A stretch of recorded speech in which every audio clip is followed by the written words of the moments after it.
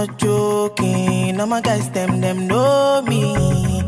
Hey lovelies, welcome back to my channel. My name is Melissa Otsi, and if you're new on this channel, see, I don't even know what you're waiting for. Don't you like this pretty face sitting right in front of you? Please like this video, very important. I don't know why you guys don't like my videos. Please, like, I know some of you normally forget, like you just watch and go, you forget to like click the like button, but please, I'm begging, like this video, subscribe to my channel, click the bell so that you can get more and more juicy content. Okay guys, thank you.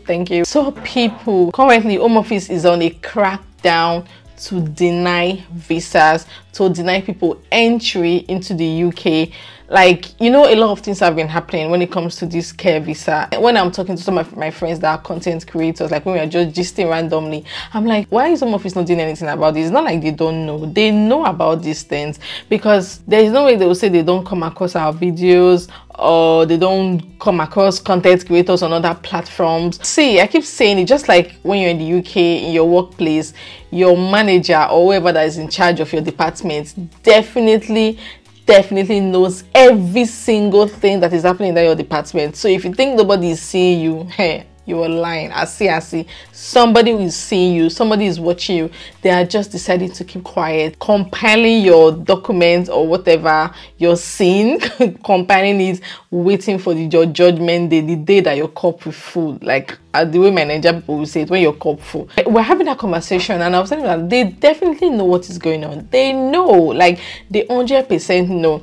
The fact that they were not acting on it in the past, just, you know, you can, and they don't just wake up and act, is simply because they know what they are doing. But right now, they are acting on it. So guys, you know, when it comes to this care visa route, right, most people, they don't have experience. No, they don't. Like we keep saying it, volunteer. Just get something on your CV. Stop like forging things on your CV. Like some persons will, like, you know, Nigeria now, Africa, basically everything goes. Some persons will liaise with some hospitals, and then, you know, I don't know how they do it, probably put the hospital like on their CV that they have experience. Some persons will even forge hospitals that don't exist and put it on their CV, and go to YouTube or Google and copy the full details of, or the full roles or duties of a healthcare assistant or a carer, copy and paste on this our CV and start submitting. We know lots of people do this, and some persons, they look for these agencies that accept money, whatever money they accept, I don't know, and then they know how they run everything. No interview, nothing, you have a job. Like, how on earth did we get here? My friend who happens to be a content creator was saying, anything that African poor hand must spoil, anything that Nigeria poor hand must spoil. Nigerians don't enter UK, don't poor hand for UK, and things are spoiling. Things are just, if you speak to people that are working in the UK, people that came recently, you just cry, like you will weep. So I'm very happy that Home Office is actually doing this, as a matter of fact, and yes, I am. So currently they're on a crackdown on denying visas. Now, because of all these things that are going on, people coming into the UK with no experience, paying for COS, people coming into the UK without interview, currently they've started asking for additional information. Yeah, I remember when I applied for my mom's visit visa, that was in 2019-ish, thereabouts. I remember they rang me to ask me some few questions about my mom and all that, which I gave them. And I think even the last one that we also applied, they also rang us for some checks, which we responded, and everything went fine. So this time around, they are scrutinizing health and care visas. You know, when you get a COS, or you just be so happy, relaxed, that oh my gosh, I finally landed in the UK. In fact, I'm in the UK already. Any start using British accent, because in your mind COS ends the journey. That's how it used to be before. But now, take it from me guys, getting a COS does not even mean that you're settled, does not mean that you're entering the UK. Because I can remember clearly in one of my videos, I told you guys that some persons messaged me that their companies are withdrawing their COS, and I had to break it that this is probably what is going on. But now guys, what Home Office is doing now, if they are not completely satisfied, like I said, they scrutinize visas. Once it's noticed you're a carer, they scrutinize your visa application, everything. Like they manually scrutinize it to be sure that every single thing is tallying, like the T's and the Y's, everything is tallying. And then If they are not completely satisfied, they would ring you.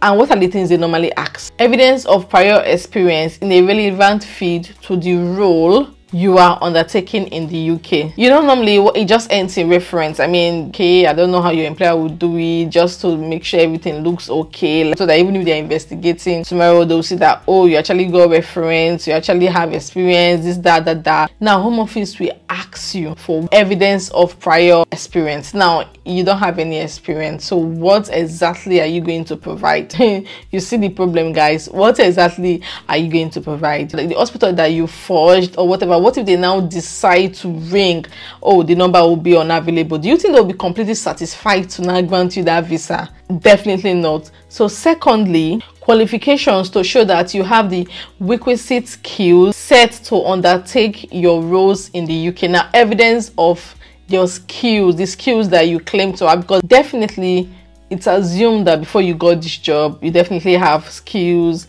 certifications, experience, and all that. So by the time they ring you and ask for your qualifications that show that you have this, because what's going on now is that most people that are not qualified for this, for instance, a teacher or someone that was working as a laborer, someone that is fresh out of school, someone that's just not doing anything, business, makeup artist, anybody whatsoever.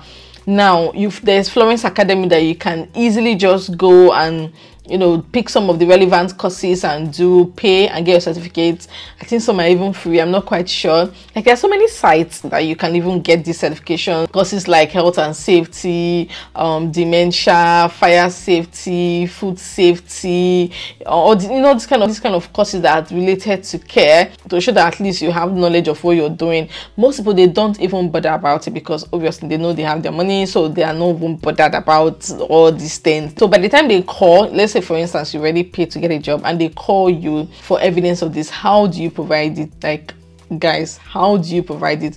Another additional information that they might ring you for is evidence of how you applied for this role, like where the job was advertised. Some persons don't even know some job sites, like they don't know Total Jobs, they don't know Indeed, as in Adzuna, you know, all these job sites where you can look for jobs. Some people don't even know because, I mean, what's their own inside? So by the time they ask you what job site did you use to apply for this job, what are you going to say? Let's say they just call you. Like I mentioned, when I applied for my mom's visit visa, not even for her to come and stay, they did ring me to ask me some questions. So when they ring you out of the blues, they're not even prepared. What are you going to say? Do you get the point? And you know, this is something they actually need to make a decision on your visa, if you are going to get it or not, like if it's accepted or declined. This is something that they actually need. For them to ring you, it shows that this is something they need. They must fulfill these things before they actually make a decision. What exactly are you going to do? They can even ask you, okay, how was the interview conducted? When was the interview conducted? You will not say, oh, Skype or Zoom. Some people don't even know anything called, whether there's anything called Zoom, because definitely there's not a physical or face-to-face interview. It was virtual. So how are you now going to explain it? Like, what dates would you give them? How are you going to say that, oh, I did it via Zoom, via Skype, or this, that, blah, blah, when you don't even have like knowledge of all these things, like, you know, to concern you? So you guys, you see the main problem now. Now, even if you have been offered a job, like you've gotten your COS, UKVI still has the right to deny your visa. Like even recently, I heard that when you cross the border, they're going to ask you some questions, especially if you know you're coming to the UK to work as a carer. They're going to ask you some questions at the border. That I'm not quite sure. I have someone that is coming very soon, so I want to make that video, but I want to be 100% sure. I've gathered some information from some people that came recently, which I've written on my notes, but I just want to hear from the hostess mouth, like directly from my own person. So when she arrives, I'm going to ask her this question, like, what question were you asked? And then if it's something that I really need to raise alarm on, trust me, I'm going to come on this channel to tell you guys about it. But for now, you guys just know that there's a crackdown on visas. Like, you getting a COS doesn't mean you're going to get your visa. They are denying visas straight up. And you know, when it comes to visa, most times the reason why they used to deny visa then is funds, and most times employers do provide evidence that they are going to foot your bills for the first month, so you don't really need to provide like bank statements and all that. So that covers that loop, right? That used to be like the major reasons why they deny visas. But now, even if your employer do all that, they can still call you and ask you questions, and if you don't satisfy them with your response, or if they're not satisfied with whatever it is that you're saying, you might get a decision, and that is it. And sometimes they might even email you as well, and if they email you, you have 10 days to prove all these things. You have 10 days to provide all the information that they need from you. Like anything more than 10 days, then trust me, you're not getting your visa. I know UKVI, they have the final say. So you guys, I just wanted to come here to raise this alarm. You guys need to be very, very careful. You guys should know what you are doing. She might be watching this video. A lady, she messaged me that, hey Melissa, is there a way I can report somebody that collected money and refused to give me a job all the way from Nigeria? I'm like, I'm not quite sure, like, because this happened outside the country, so I don't know if UK police want to get involved into such a thing. But why? So she was like, she paid 2.5 million to get a job, and I'm like even now, what I keep hearing, even though I don't know of any company whatsoever that is accepting money or anything like that, but even at that, from what I hear and all that see on social media, usually like from £10,000 up. So, and someone is asking you for 2.5 million. See the difference? Like, is the person Jesus? And that was how this girl's money just went like that. And now she's saying that the person is not picking her calls. What should she do? I'm like, it is not really. I'm just a YouTuber. Like, I feel like sometimes people just confused. They think, oh, we are representative. I'm not an immigration lawyer or anything like that. I'm just a YouTuber, and I share all of my content, my ideas, based on my experience and based on my research, right? And things I hear from people, things people tell me. So I'm not even like in alliance in any way with the UK government, so there's no way I would be able to like come in, right? So I just told the person sorry, I sympathize with the lady, and I'm like, maybe just check up the UK site and see if there's any way you can report such a person. But guys, 2.5 million in this hard time, you guys really need to be careful. As in, you guys really need to be careful. It's so heartbreaking, it's so disappointing. I mean, you live in your home country that is full of corruption, you come here and this nonsense is happening, and you're like, this is the same thing I was running away from, so why is it happening here? Do you get the point?